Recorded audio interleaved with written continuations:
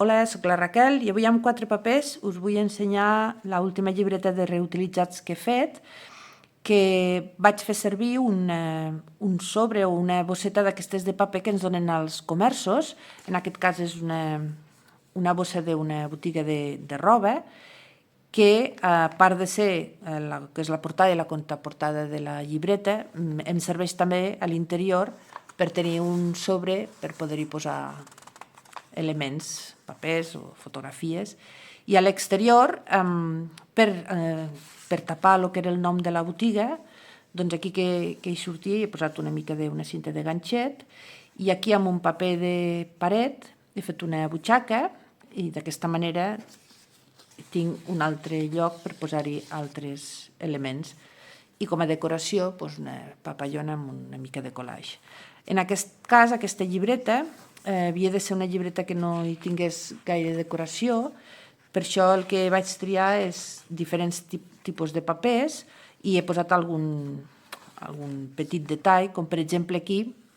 és els signes del zodíac d'un diari. Amb aquest petit paper he posat una mica d'un petit collage també. Després he volgut aprofitar un altre sobre d'aquestos que te donen a les botigues i amb un clip amagat l'he enganxat aquí i res, per posar-hi altres elements, i d'aquesta manera reaprofitem un sobre que està força bé, ens regalen i el podem guardar. Aquí he deixat la costura perquè es vegi que és una llibreta cosida, perquè en la part exterior, a l'afegir-hi aquest paper, no es veu el cosit i així es veu que és una llibreta cosida. En aquesta part d'aquí també he tornat a aprofitar una altra bossa, en aquest cas de xocolates, penso que és, i retallant el tros perquè s'ajusti al que és el full i encolant-ho en les 3 parts, tinc una butxaca per posar-hi altres elements. Com dic, són diferents tipus de paper. I després a la part final,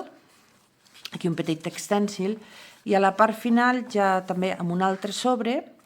per tapar una part d'informació de la botiga, doncs un altre sobre d'un altre regal, l'he afegit, he posat una targeta i d'aquesta manera tinc una llibreta amb diferents espais per guardar coses, per escriure, que he reutilitzat uns sobres de paper o bossetes d'aquestes de papers de comerços. Espero que us hagi agradat la idea i us animeu a fer-la,